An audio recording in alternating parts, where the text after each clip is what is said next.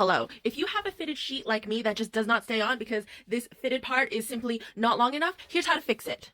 Alright, so here's one of the corners of my fitted sheet. You can see it has been sewn together, and I'm going to measure how long that is. For me, it is 9 inches. So I have to now divide that number in half and measure up from the bottom all the way around. I'm using a heat erasable pen to do this, and now I've got that marked all the way around, and now you're going to cut it. It might get a little bit wibbly wobbly once it gets to the elastic parts, but that's okay. And I'm going to cut along this line, like so.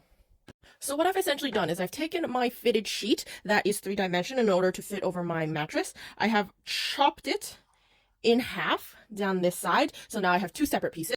Like so, and down here at the bottom edge there's a whole bunch of elastic right around the corners. Depending on what type of fitted sheet you have, your elastic situation may look slightly different. And what I'm going to do is I'm going to add another piece of fabric in here before I sew this back onto here. That way I don't have to deal with the elastic situation down here. All I have to do is sew a cylinder, basically a very long rectangle of fabric connected at one end to make a cylinder, and then sew this back on. I don't have to touch the elastic at all.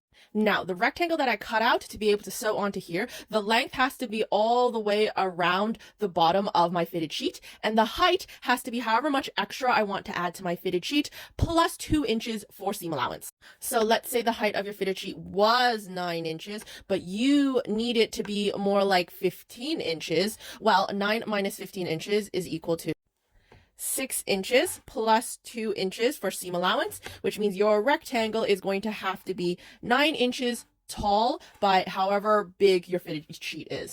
I'm going to use some of this blue broadcloth for mine. You can also use some sheeting material or whatever, another bed sheet from the thrift store maybe. And I'm going to use the mat to line it up because my ruler isn't wide enough. Now, I need to cut enough strips so that when I sew these strips end on end, they will be able to fit all the way around the bottom of my bed sheet. So for me, I'm going to have to cut at least 3 strips, probably more. Over here at my sewing machine, since I cut end to end, these are selvage edges and they won't fray. So I'm just going to put them right sides together and sew a straight stitch all the way down. And I'm not particularly worried about my seam allowances now either because this is a bed sheet.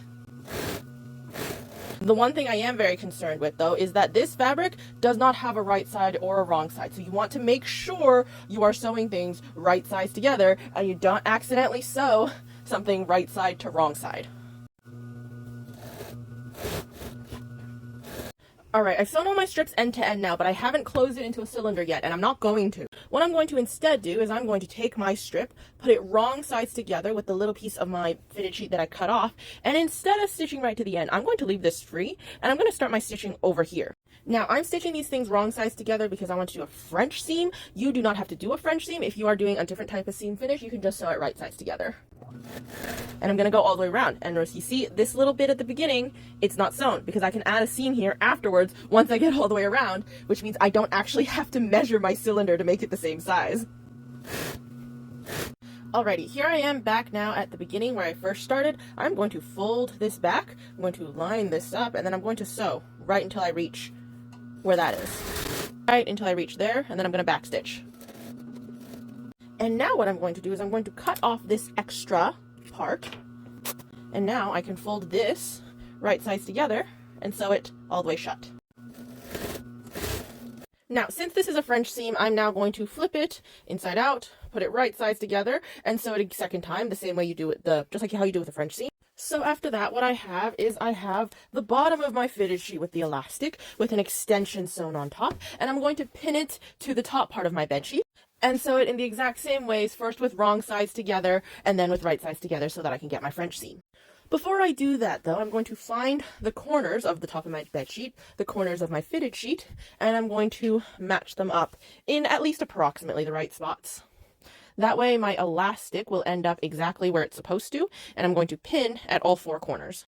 Alrighty, and then after all of that, my very useless, extremely annoying, constantly popping off bedsheet that was too small for my bed is now the right size, and I can use this bedsheet again.